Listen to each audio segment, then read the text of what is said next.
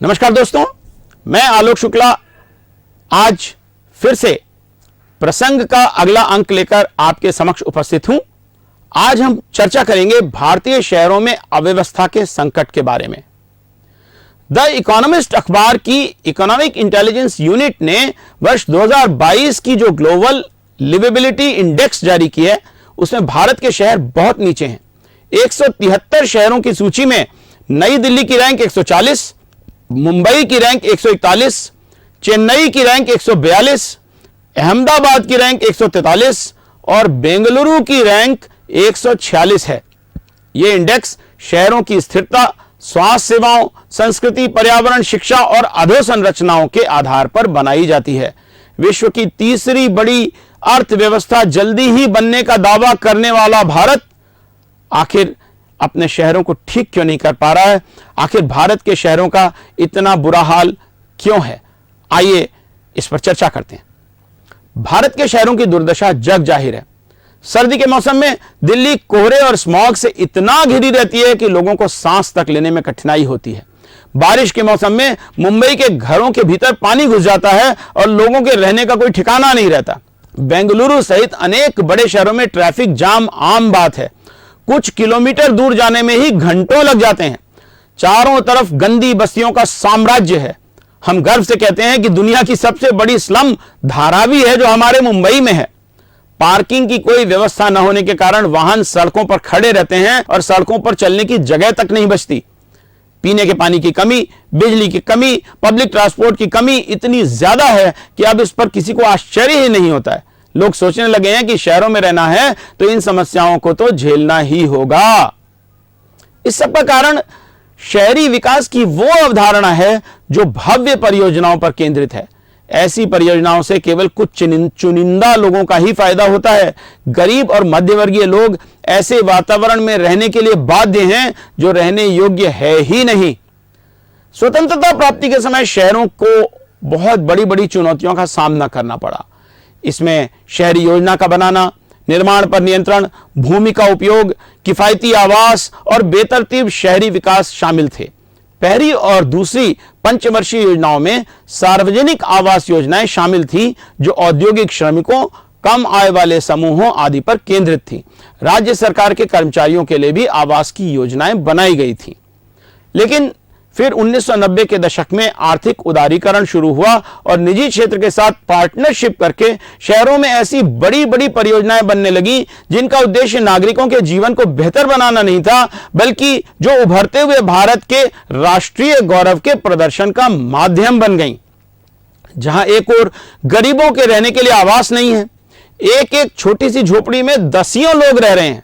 बहुतों के लिए तो 2 जून की रोटी का ठिकाना नहीं है। बेरोजगारी, गरीबी और महंगाई मुंह बाए खड़ी है।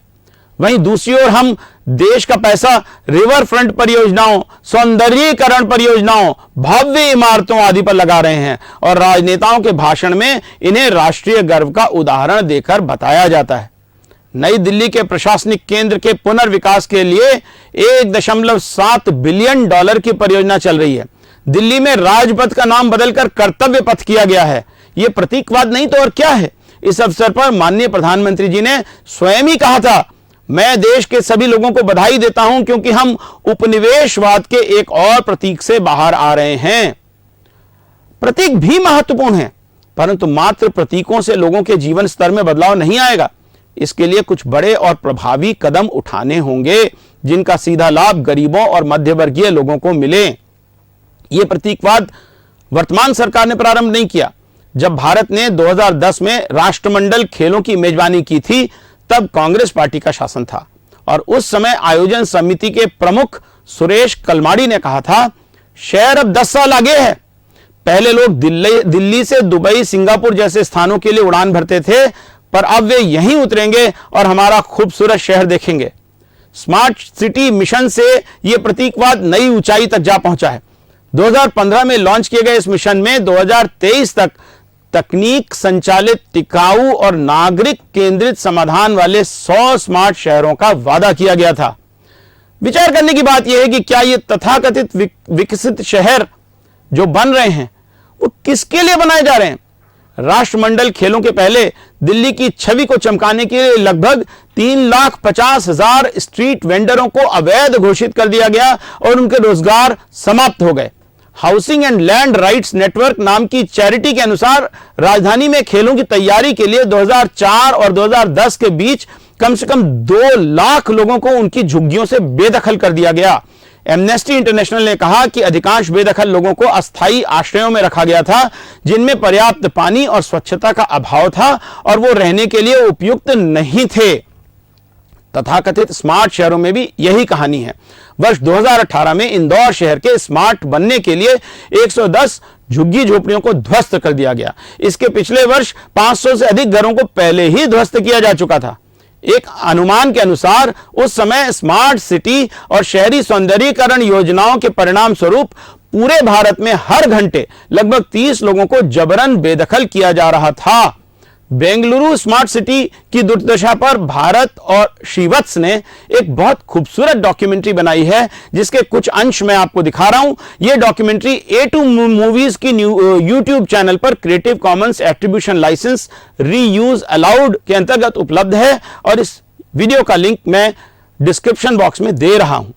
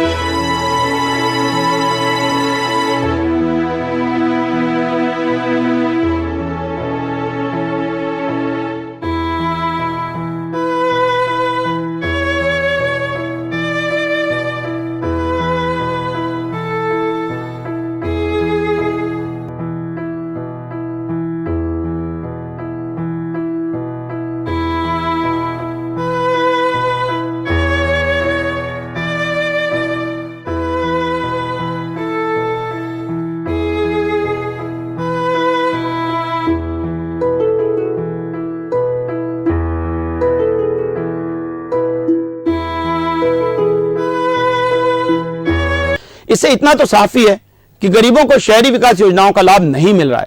तो आइए देखते हैं कि मध्य वर्ग को इनका लाभ मिल रहा है क्या।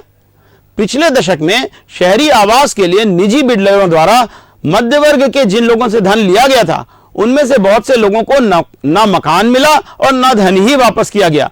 अनेक बिल्डर दिवालिया हो गए, कुछ के खिलाफ आपराधिक प्रकरण भी दर्ज किए गए और कुछ को जेल भी हुई। लेकिन जिनका धन गया था वो तो खाली हाथ ही रह गए।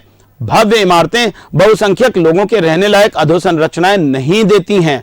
पार्क और खेल मैदान समाप्त होते जा रहे हैं। शहर कंक्रीट के जंगल में तब्दील हो रहा है। कचरे के निपटान की कोई सही व्यवस्था नहीं है। दिल्ली शहर के बाहरी इलाकों में कई स्थान कचरे के पहाड़ बन गए हैं। यूट्यूब की मोंगाबे हिंदी चैनल पर creative commons attribution licence reuse allowed के अंतर्गत उपलब्ध इस फिल्म के कुछ अंश देखिए, जिसमें दिल्ली के कचरे के पहाड़ दिखाए गए हैं। इसका लिंक मैं डिस्क्रिप्शन बॉक्स में दे रहा हूं।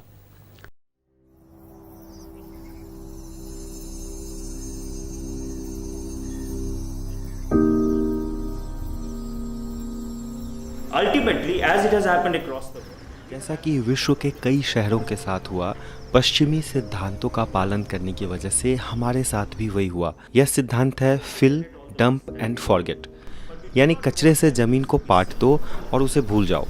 और कचरा पैदा कर उसे भूल जाने की इसी प्रवृत्ति की वजह से लैंडफिल का यह रूप हमारे सामने है। landfill sites which are higher than mountains.